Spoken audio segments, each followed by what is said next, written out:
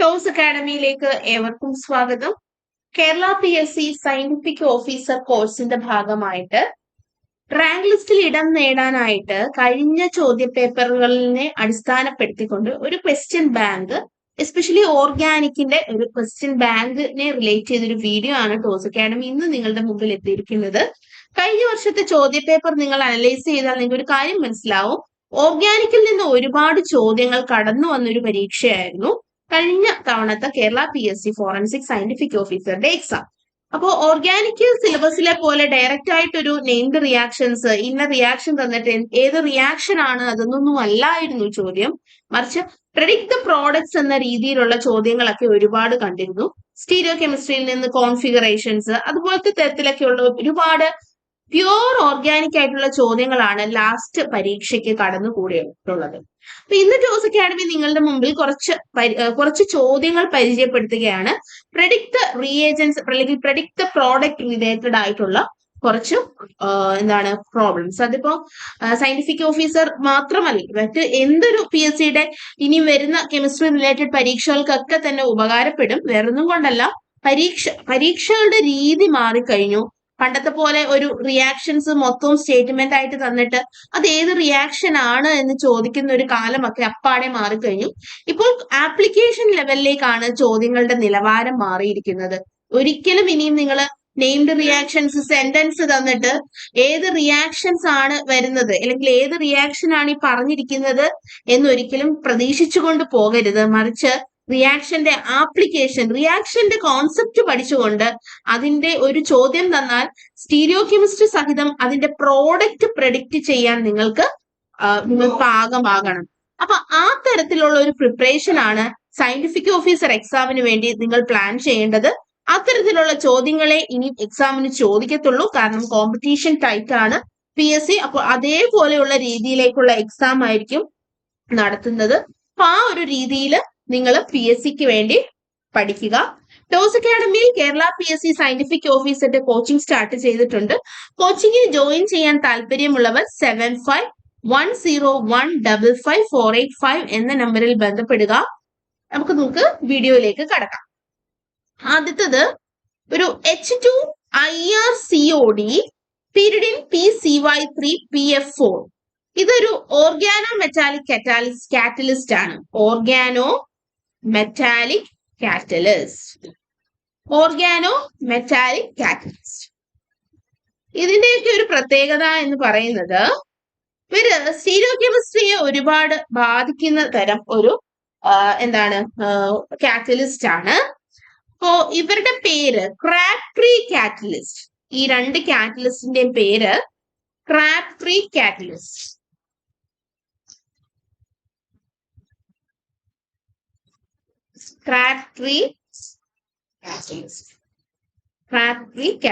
Organo metallic കാറ്റാലിസിസിൽ കണ്ടുവരുന്ന Wilkinson കാറ്റലിസ്റ്റിന്റെയൊക്കെ ലിഗാൻഡുകളെ asymmetric ലിഗാൻഡുമായി replace ചെയ്തുകൊണ്ട് stereo specific ആയിട്ടുള്ള പ്രോഡക്റ്റുകൾ കിട്ടാൻ വേണ്ടി ഉപയോഗിക്കുന്ന വൺ ഓഫ് ദി കാറ്റലിസ്റ്റ് ആണ് ക്രാബ്ട്രീ കാറ്റലിസ്റ്റ്.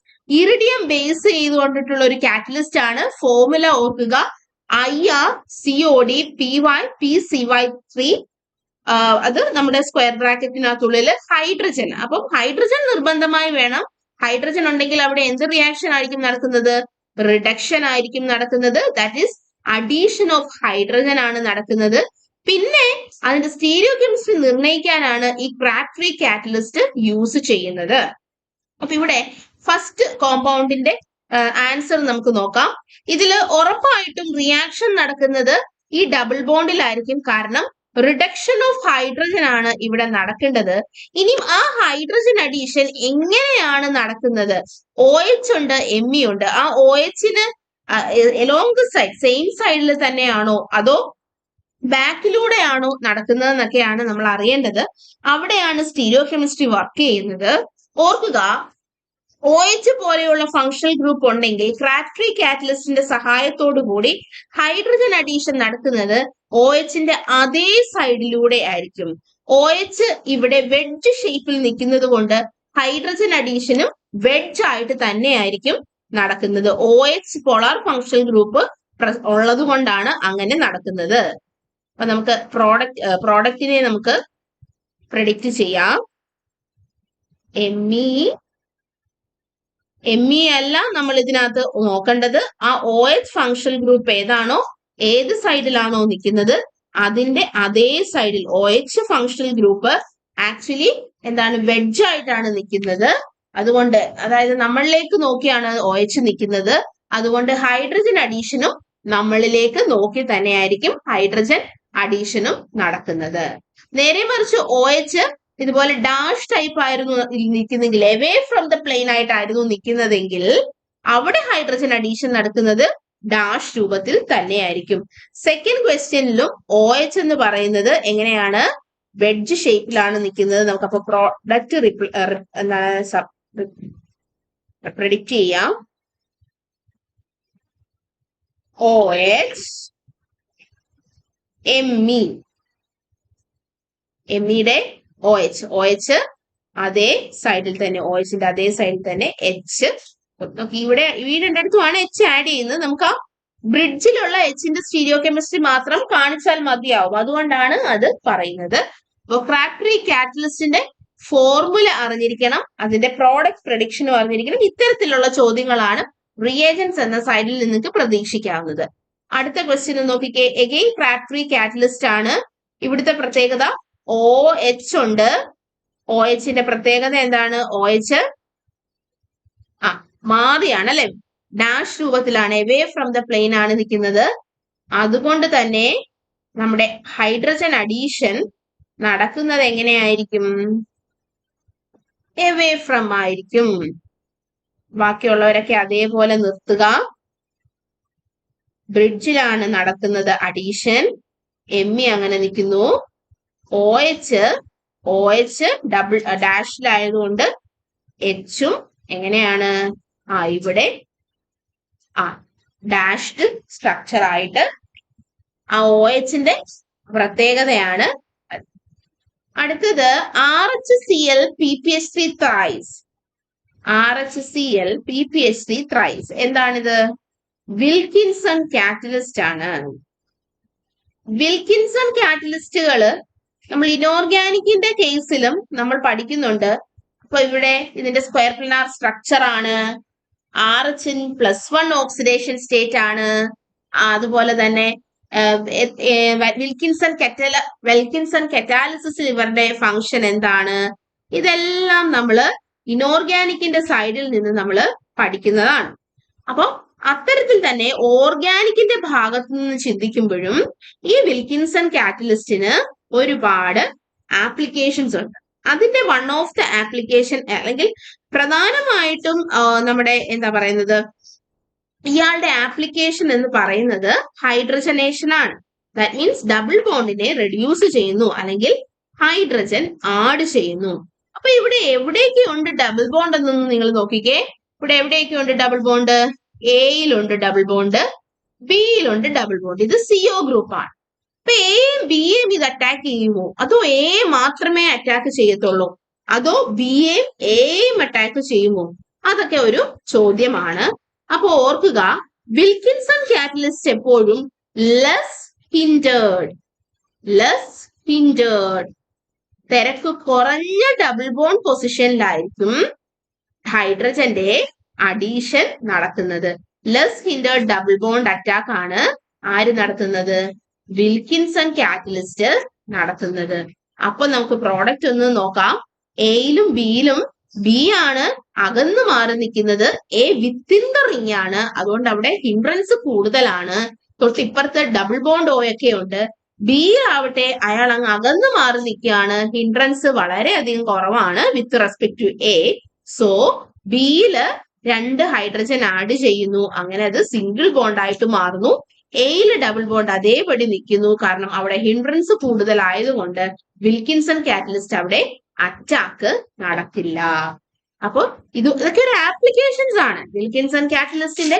ബാക്കി ജനറൽ കാര്യങ്ങളൊക്കെ നമ്മളോട് ചോദിച്ചാൽ നമുക്ക് അറിയാനായിട്ട് സാധിക്കും.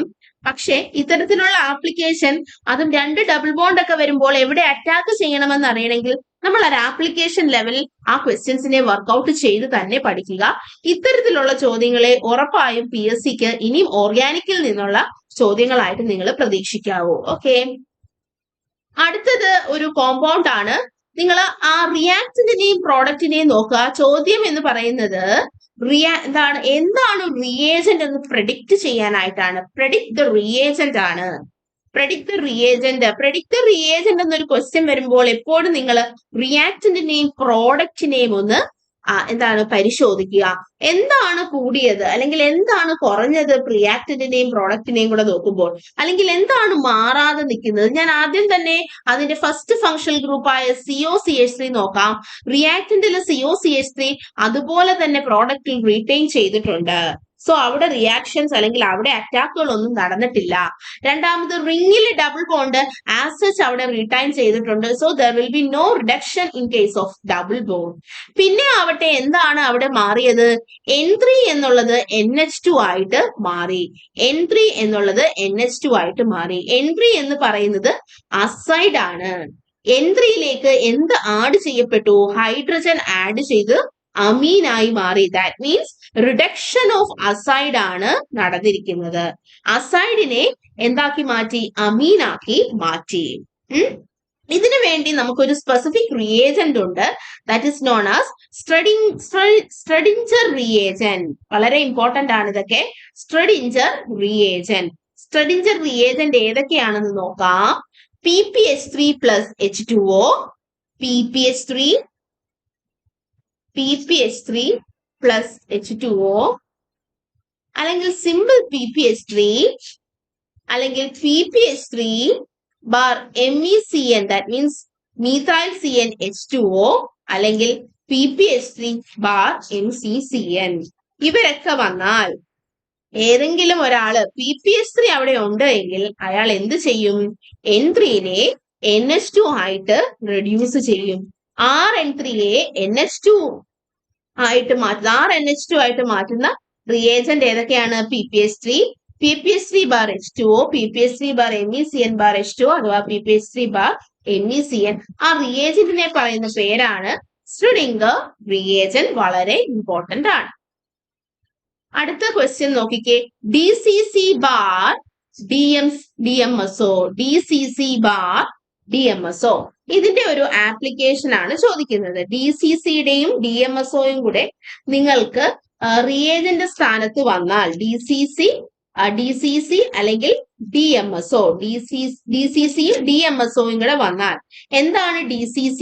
DCC is dicyclohexylcarbodiimide. നിങ്ങൾ CSIR നെറ്റിന്റെ ചോദ്യങ്ങളൊക്കെ പരിശോധിച്ചാൽ ഇതുപോലെയുള്ള വലിയ സ്ട്രക്ചറുകൾ നിങ്ങൾക്ക് ക്വസ്റ്റ്യൻ പേപ്പറിൽ കാണാനായിട്ട് സാധിക്കും. ചിലപ്പോൾ ഒരു ക്വസ്റ്റ്യൻ പേപ്പറിന്റെ പേജിന്റെ പകുതി നിറയത്തക്ക രീതിയിലുള്ള റിയാക്ടന്റ് ഒക്കെ നിങ്ങൾക്ക് കണ്ടെന്നിരിക്കും. ആ റിയാക്ടന്റിനെ കാണുമ്പോൾ പലരും പേടിച്ചിട്ട് അത് അറ്റംപ്റ്റ് ചെയ്യാതെയാണ് ഇരിക്കുന്നത്. പക്ഷെ ആ ഒരു റിയേജന്റിനെ കുറിച്ച് നിങ്ങൾക്ക് അറിഞ്ഞാല് നിങ്ങൾക്ക് കൃത്യമായിട്ട് ഒരൊറ്റ ഫങ്ഷണൽ ഗ്രൂപ്പ് മാത്രം റിഡക്ഷൻ മാത്രം നടത്തുന്നതായിരിക്കും ആ റിയേജന്റ്. ആ കൂട്ടത്തിൽ, ആ വലിയ പടത്തിന്റെ കൂട്ടത്തിൽ എവിടെയെങ്കിലും ഒരു സൈഡിൽ മാത്രമായിട്ട് നിൽക്കുന്ന റിയേജന്റിനെ നിങ്ങൾക്ക് മനസ്സിലാക്കി എടുത്താൽ, അല്ലെങ്കിൽ ആ ഫങ്ഷണൽ ഗ്രൂപ്പിനെ ഏതിനെയാണോ ഓക്സിഡേഷൻ അല്ല എങ്കിൽ റിഡക്ഷൻ ചെയ്യുന്നത് ആരെയാണെന്ന് നമുക്ക് മനസ്സിലാക്കി എടുത്താൽ നമുക്ക് പെട്ടെന്ന് തന്നെ ആ ഉത്തരത്തിലേക്ക് പോകാനായിട്ട് സാധിക്കും. DCC അഥവാ DMSO എന്ന് പറയുന്നത്, DMSO എന്ന് പറയുന്നത് എന്താണ്? Dimethyl sulphoxide. ഇത് പിറ്റ്സ്നർ മൊഫാർട്ട് ഓക്സിഡേഷന്റെ റിയേജന്റ് ആണ്. ഇവരെന്താണ് ചെയ്യുന്നത്? പ്രൈമറി അഥവാ സെക്കൻഡറി ആൽക്കഹോളിനെ കറസ്പോണ്ടിങ് ആൽഡിഹൈഡും കീറ്റോണുമായിട്ട് മാറ്റും. പ്രൈമറി ആൽക്കഹോളിനെ ആൽഡിഹൈഡ് ആയിട്ടും, ഓക്കെ നമുക്ക് പറയാം, പ്രൈമറി ആൽക്കഹോളിനെ ആൽഡിഹൈഡ് ആയിട്ടും സെക്കൻഡറി ആൽക്കഹോളിനെ കീറ്റോൺ ആയിട്ടും മാറ്റും. അതാണ് DCC bar DMSO. അങ്ങനെയാണെങ്കിൽ നിങ്ങൾ നോക്കിക്കേ, ഇവിടെ ആൽക്കഹോൾ ഗ്രൂപ്പ് എവിടെയുണ്ട്? ഇത്രയും വലിയ സ്ട്രക്ചറിൽ ഇതാ നിൽക്കുന്നു ഒരു ആൽക്കഹോൾ ഗ്രൂപ്പ്. അത് പ്രൈമറി ആണോ സെക്കൻഡറി ആണോ? രണ്ട് പേരുടെ എടുക്കാണ് അല്ലെ. അപ്പൊ എന്താ പറയുന്നത്, ഇതൊരു സെക്കൻഡറി ആണ്. അതായത് സെക്കൻഡറി എന്ന് പറയണമെങ്കിൽ ആൽക്കഹോൾ അറ്റാച്ച് ചെയ്തിരിക്കുന്ന കാർബൺ രണ്ട് കാർബണിലേക്ക് വീണ്ടും അറ്റാച്ച് ചെയ്തിരിക്കുന്നു. അതുകൊണ്ട് അത് സെക്കൻഡറി ആണ്. സെക്കൻഡറി ആൽക്കഹോളിനെ എന്താക്കി മാറ്റും? കീറ്റോൺ ആക്കി മാറ്റും. അപ്പൊ നമുക്ക് എങ്ങനെ പ്രോഡക്റ്റ് എഴുതാമെന്ന് നോക്കാം. നോക്കുക, അത്രയും വലിയ ഒരു റിയാക്ടന്റ് ആണ് നിങ്ങൾക്ക് തന്നിരിക്കുന്നത്. DCC-DMSOടെ ഫംഗ്ഷൻ കൃത്യമായിട്ട് അറിയാമെങ്കിൽ വളരെ പെട്ടെന്ന് തന്നെ നിങ്ങൾക്ക് ഉത്തരത്തിലേക്ക് വന്ന് ചേരാവുന്നതാണ്. അപ്പൊ നമുക്ക് ആൻസർ ഒന്ന് എഴുതാം. നമുക്ക് ആൻസർ എഴുതും മൊത്തത്തിൽ തന്നെ എഴുതാം.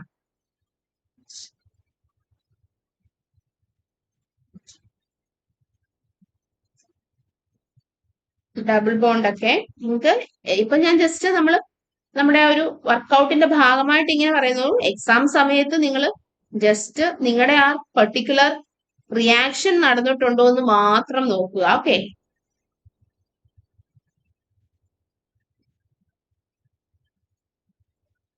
ഇതിലൊന്നും ഒരു ആവശ്യമില്ല. ഇയാളൊക്കെ അവിടെ ചെയിൻ പോലെ കിടക്കുകയാണ്. നമുക്ക് വേണ്ട ആളാരാണ്? ആൽക്കഹോൾ ഉണ്ടോ എന്ന് നോക്കണം. ആൽക്കഹോൾ ഉണ്ടോ അവിടെ? ആൽക്കഹോൾ ഉണ്ട്. ദാ ആൽക്കഹോൾ. ആ ആൽക്കഹോൾ എന്തായി മാറി? ഡബിൾ ബോണ്ട് ഓ ആയിട്ട് മാറി. That is secondary alcohol gets converted to എന്താക്കി മാറ്റി? കീറ്റോൺ. എന്താക്കി മാറ്റി? കീറ്റോൺ. അപ്പൊ ഇത്രയും വലിയ സ്ട്രക്ചറിൽ നിന്ന് നമ്മൾ മനസ്സിലാക്കി എടുത്തൊരു കാര്യം. ഓക്കെ, ഇത് നമ്മൾ ഓൾറെഡി ഡിസ്കസ് ചെയ്തിട്ടുള്ള ഒരു കാര്യമാണ്. സ്ട്രെഡിഞ്ചർ റിയേജന്റ് ആണ്. ഇതൊന്നുകൂടെ ഒന്ന് റിപ്പീറ്റ് ആയിട്ട് വന്നതാണ്. PPH3 plus H2O, PPH3, PPH3 bar MECN H2O, PPH3 or MECN, ഇതിനെല്ലാം വിളിക്കുന്ന പേരാണ് എന്ത്? സ്ട്രെഡിഞ്ചർ റിയേജന്റ്. അപ്പൊ ചിലപ്പോൾ അങ്ങനെയും ചോദിക്കാം, സ്ട്രെഡിഞ്ചർ റിയേജന്റ് കോമ്പിനേഷൻ ഏതാണ്? ഇതെല്ലാം തന്നെ വരും. അപ്പൊ ഓൾ ഓഫ് ദീസ് നിങ്ങളുടെ ആ ലാസ്റ്റത്ത് നടന്ന PSC എക്സാം എടുത്ത് നോക്കിയാൽ മതി. ഈ തരത്തിലെയും ചോദ്യങ്ങൾ വരുന്നുണ്ട്. അതായത് 4 ഓപ്ഷൻ തന്നിട്ട് ഇതിനകത്ത് തന്നിരിക്കുന്ന കറക്റ്റ് ചെയ്ത് 1 2 1 2 3 ഓൾ ഓഫ് ദീസ് അത്തരത്തിലെയും ചോദ്യങ്ങൾ കടന്നുകൂടിയിട്ടുണ്ട്. അപ്പൊ സ്ട്രെഡിഞ്ചർ റിയേജന്റിന്റെ കോമ്പിനേഷൻ എല്ലാം തന്നെ നിങ്ങളൊന്ന് അറിഞ്ഞിരിക്കുക. ഓർക്കുക, R N3A എന്താക്കി മാറ്റുന്നു? അമീനാക്കി മാറ്റുന്നു, NH2 ആക്കി മാറ്റുന്നു. അടുത്തത് Ag2CO3 on benzene reflex. Ag2CO3 on benzene reflex. എന്താണ് Ag2CO3? Ag2CO3 എന്ന് പറയുന്നത് സിൽവർ കാർബണേറ്റ് ആണ്. Silver carbonate supported on celite. എഴുതുക,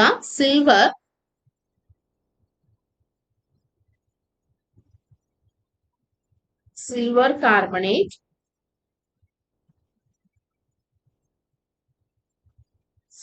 supported on sealant. ഇതിനെയാണ് നമ്മൾ Ag2CO3 എന്ന് പറയുന്നത്. ഇതിന് വേറൊരു പേരുണ്ട്, ഫെറ്റിസൺ റിയേജന്റ്. അപ്പൊ ഞാൻ നമ്മൾ ഈ വീഡിയോയിൽ പഠിച്ചപ്പം കുറേ തരത്തിലുള്ള പേരുകൾ, നെയിംഡ് റിയേജൻസ് ഒക്കെ പഠിച്ചു അല്ലെ. പ്രാട്രി, വിൽക്കിൻസൺ, സ്റ്റുഡൻചർ. ഇപ്പൊ ഒരെണ്ണം പഠിച്ചു, എന്താണ്? ഫെറ്റിസൺ.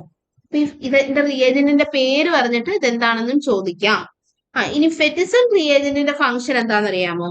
ലെസ് ഹിൻഡേർഡ് ആയിട്ടുള്ള, ഓക്കെ അത് ഓർക്കുക, ലെസ് ഹിൻഡേർഡ്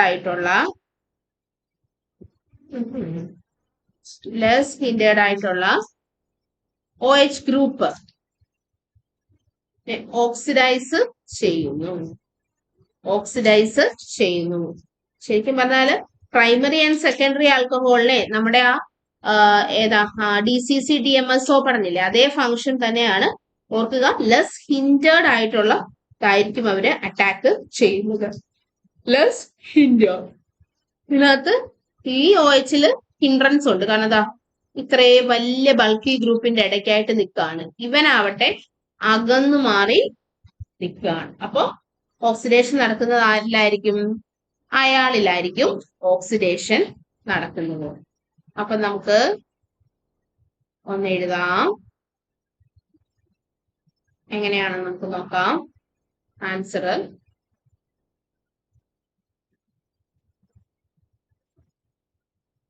എക്സാമിന് നിങ്ങൾ ജസ്റ്റ് നോക്കിയാൽ മാത്രം മതി നിങ്ങളുടെ പെർട്ടിക്കുലർ റിയാക്ഷൻ നടന്നിട്ടുണ്ടോ, സ്റ്റീരിയോ കെമിസ്ട്രി എന്തെങ്കിലും വേണമെങ്കിൽ അതുണ്ടോ.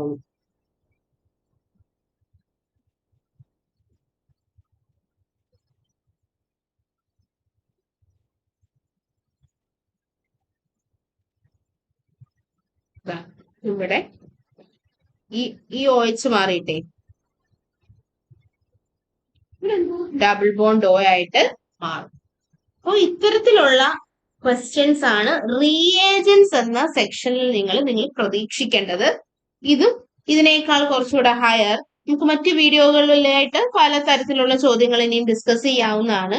അപ്പൊ ഇങ്ങനത്തെയൊക്കെ ചോദ്യങ്ങളെ PSCയുടെ ഇനിയുള്ള പരീക്ഷകൾ നിങ്ങൾ പ്രതീക്ഷിക്കാവുള്ളൂ, എസ്പെഷ്യലി ഫ്രം ഓർഗാനിക്. അപ്പൊ അത്തരത്തിൽ വേണം നിങ്ങളുടെ എന്താണ് പ്രിപ്പറേഷൻസ് നിങ്ങൾ നടത്താനായിട്ട്. നിങ്ങൾ പഠിക്കുന്ന സമയത്ത് ഓർഗാനിക് പോർഷൻസ് എസ്പെഷ്യലി പഠിക്കുന്ന സമയത്ത് റിയാക്ഷൻസ് ഒന്നും കാണാതെ പഠിച്ചു പോവുകയല്ല, അല്ലെങ്കിൽ മെക്കാനിസം കാണാതെ പഠിച്ചു പോവുകയല്ല, ആപ്ലിക്കേഷൻ ലെവൽ രീതിയിൽ പഠിച്ചു പോവുക. എന്നാൽ മാത്രമേ നമുക്ക് സ്കോർ ചെയ്യാനായിട്ട് സാധിക്കത്തുള്ളൂ. ഓർഗാനിക്കിൽ നിന്ന് ചോദ്യം വരില്ല എന്നൊന്നും ഒരിക്കലും പ്രതീക്ഷിക്കരുത്. ലാസ്റ്റത്തെ എക്സാം നിങ്ങളൊന്ന് അനലൈസ് ചെയ്താൽ നിങ്ങൾക്ക് കൃത്യമായിട്ട് മനസ്സിലാകാൻ സാധിക്കും എത്രത്തോളം പരീക്ഷാ രീതികൾ മാറി. അപ്പൊ നിങ്ങൾ ചെയ്യേണ്ടത് സിലബസ് നന്നായിട്ട് കൃത്യം വായിക്കുക. സിലബസിൽ നിന്നും നിങ്ങളുടെ ഓർഗാനിക് പോർഷൻസിനെ നിങ്ങൾ അപ്രോച്ച് ചെയ്യേണ്ട രീതി ഇതേ രീതിയിലാണ് നിങ്ങൾ തുടരുന്നതെങ്കിൽ അങ്ങനെ തന്നെ തുടരുക. മാക്സിമം ക്വസ്റ്റ്യൻസ് വർക്ക്ഔട്ട് ചെയ്യുക. അതിനു മുമ്പായിട്ട് ബേസ് ക്ലിയർ ആക്കണം. ഇപ്പം ഞാൻ പറഞ്ഞു ആപ്ലിക്കേഷൻ ലെവൽ ചോദ്യം വരുമെന്ന് പറഞ്ഞാല് ബേസ് എന്ന് പറയാതെ എന്താണ് റിയാക്ഷൻ എന്ന് അറിയാതെ ചെന്നുപോയി നിങ്ങൾ പഠിക്കാൻ പോയിട്ട് ആപ്ലിക്കേഷൻ പഠിക്കാൻ പോയി നമുക്ക് കിട്ടത്തില്ല. അപ്പൊ ആദ്യമേ ബേസ് നല്ല തറവാക്കണം. റിയാക്ഷൻ എന്താണ് ഇന്റർമീഡിയറ്റ് അവിടെ എങ്ങനെയാണ് നടക്കുന്നത്, എവിടുത്തെ അറ്റാക്കാണ് നടക്കുന്നത്, സ്റ്റീരിയോ കെമിസ്ട്രി എന്താണ്, ഇത്രയും പഠിക്കുക. അത് അനിവാര്യമാണ്. അത് പഠിച്ചിട്ട് ഇത്തരത്തിലുള്ള മാക്സിമം ആപ്ലിക്കേഷൻസ് MCQs വർക്ക്ഔട്ട് ചെയ്യുക. പിന്നെ ഒരു കാര്യമുണ്ട്, എക്സെപ്ഷണൽ കേസ് ഒക്കെ വരും. നോർമലി ഇങ്ങനെയാണ് നടക്കുന്നത്, പക്ഷെ ഇവിടെ സ്റ്റെറിക് ഹിൻഡ്രൻസ് കൊണ്ട് തിരിച്ച് അറ്റാക്ക് നടക്കും. ഇങ്ങനെയൊക്കെ പറഞ്ഞുള്ള എക്സെപ്ഷണൽ കേസ് ഒക്കെ വരും. അതൊക്കെ കൃത്യമായിട്ട് കണ്ടെത്തി പഠിക്കുക. അതിന് പ്രീവിയസ് ഇയർ ക്വസ്റ്റ്യൻസ് ഏറ്റവും കൂടുതൽ നിങ്ങൾ ഗേറ്റിന്റെ ഒക്കെ ക്വസ്റ്റ്യൻസ് റെഫർ ചെയ്യുന്നത് നല്ലതായിരിക്കും. അതുപോലെ സ്റ്റാൻഡേർഡ് ടെക്സ്റ്റ് ബുക്കുകൾ ഉപയോഗിച്ച് വർക്ക്ഔട്ട് ചെയ്യാനായിട്ട് പഠിക്കുക. ക്ലെയ്ഡൺ ഒക്കെ നല്ലൊരു റെഫറൻസ് ടെക്സ്റ്റ് ആണ്. അപ്പൊ അടുത്തൊരു വീഡിയോയിൽ ഇത്തരത്തിലുള്ള വേറൊരു സെറ്റ് ഓഫ് ബഞ്ച് ഓഫ് ക്വസ്റ്റ്യൻസുമായിട്ട് ടോസ് അക്കാഡമി നിങ്ങളുടെ മുമ്പിൽ എത്തും. ടോസ് അക്കാഡമിയിൽ സയന്റിഫിക് ഓഫീസറിന്റെ കോച്ചിങ്ങിന് ജോയിൻ ചെയ്യാൻ താല്പര്യമുള്ളവർ 7510155485 എന്ന നമ്പറിൽ ബന്ധപ്പെടുക. നമ്മുടെ കോച്ചിങ് പാക്കേജിൽ ഏറ്റവും ക്വാളിഫൈഡ് ആയിട്ടുള്ള മുൻവർഷ റാങ്ക് ലിസ്റ്റിൽ ഇടം നേടിയ ഫാക്കൽറ്റീസ് ആണ് നിങ്ങൾക്ക് ക്ലാസുകൾ പ്രൊവൈഡ് ചെയ്യുന്നത്. Scientific officer chemistry, biology, scientific officer document, physics എന്നിവയിലാണ് ടോസ് അക്കാഡമി കോച്ചിങ് പ്രൊവൈഡ് ചെയ്യുന്നത്. റെക്കോർഡഡ് ക്ലാസ്സസ് വഴിയാണ് നിങ്ങൾക്ക് കോച്ചിങ് നൽകുന്നത്. അതുപോലെ നിങ്ങളുടെ കൺവീനിയൻസ് അനുസരിച്ച് ലൈവ് സെഷൻസുകൾ നമ്മൾ കണ്ടക്ട് ചെയ്യുന്നതാണ്. ആ ലൈവ് സെഷൻസിന്റെ റെക്കോർഡഡ് വേർഷൻ നിങ്ങൾക്ക് അവൈലബിൾ ആയിരിക്കും. PDF നോട്ട്സ്, വീക്ക്ലി ടെസ്റ്റുകൾ, റിവിഷൻ ടെസ്റ്റുകൾ എന്നിവയാണ് നമ്മളുടെ കോച്ചിങ് പാക്കേജിൽ ഉൾപ്പെടുന്നത്. കംപ്ലീറ്റ് സിലബസ് നിങ്ങൾക്ക് കവർ ചെയ്യുന്നതായിരിക്കും. നവംബർ ഡിസംബർ ടൈമിലാണ് നമുക്ക് PSCയുടെ സയന്റിഫിക് ഓഫീസറുടെ എക്സാം നമുക്ക് പ്രതീക്ഷിക്കാവുന്നത്. അപ്പോൾ കോച്ചിങ്ങിന് ജോയിൻ ചെയ്യാൻ താല്പര്യമുള്ളവർ തന്നിരിക്കുന്ന നമ്പറിൽ ബന്ധപ്പെടുക. Thank you.